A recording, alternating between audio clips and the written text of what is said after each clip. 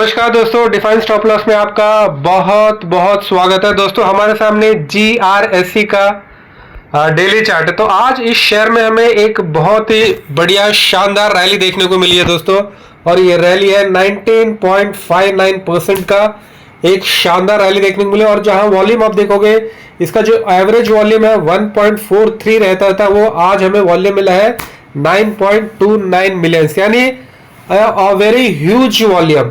ठीक है, तो इसका मतलब है huge move coupled by huge volume. तो हमारा मूव भी एक अच्छा मूव रहा। और ये जो बड़ा कैंडल आप देख रहे हो, मोरुबोजू कैंडल, ठीक है ना, आज मतलब 8 गुना 9 गुना जो एवरेज वॉल्यूम से ज्यादा मिला है। लेकिन दोस्तों आपको एक बात का ध्यान रखना है कि अभी भी इसका जो सुपर ट्रेंड है अभी भी नेगेटिव है। जब तक ये 2400.46 को क्रॉस नहीं करता है तब तक आपका सुपर ट्रेंड नेगेटिव रहेगा।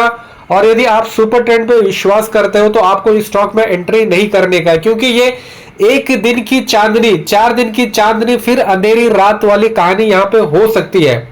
नो डाउट आज के कैंडल में काफी दम था, क्योंकि इस एक कैंडल ने, एक मोरुबोजू कैंडल ने पिछले 5-6 कैंडल को अपने अंदर समा लिया। ठीक है ना, लेकिन आपको ध्यान रखना है कि अभी भी इसका सुपर ट्रेंड नेगेटिव है। और ये आपको हो सकता है कि एक दिन की चांदनी, या कह लीजिए 4 दिन की चांदनी, और फिर अंधेरी रात। क्योंकि अभी भी क्योंकि जो क्रूड है, ठीक है ना दोस्तों, अभी भी जो क्रूड का प्राइस है वो $100 के ऊपर ही चल रहा है। ठीक है ना, जब तक हमें जो क्रूड का जो प्राइस है 100 के नीचे नहीं आता तब तक मार्केट में इस तरीके के अनसर्टेनिटी बना रहेगा। मार्केट एक दिन उठेगा और फिर 3 दिन गिरेगा, फिर एक दिन उठेगा, फिर 3 दिन गिरेगा।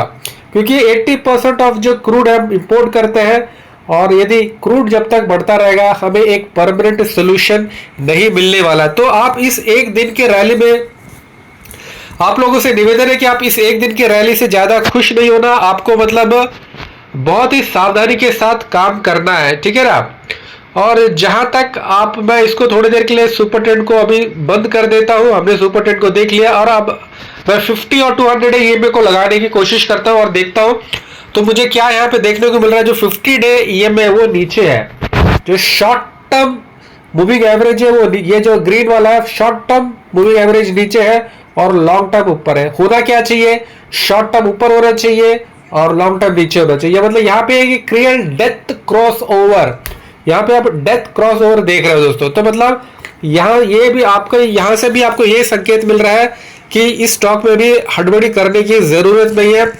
थोड़ा सा मतलब सब्र रखिए। ठीक है ना, जल्दबाज में लिया हुआ मतलब फैसला आपके लिए गलत हो सकता है। और अभी हमने DMI को हमने अपने चार्ट में लगाया, और यहाँ पे भी देख रहे हो जो आपका DI नेगेटिव वो ऊपर है दोस्तों। होना क्या चाहिए, DI नेगेटिव नीचे होना चाहिए, लेकिन DI नेगेटिव ऊपर है।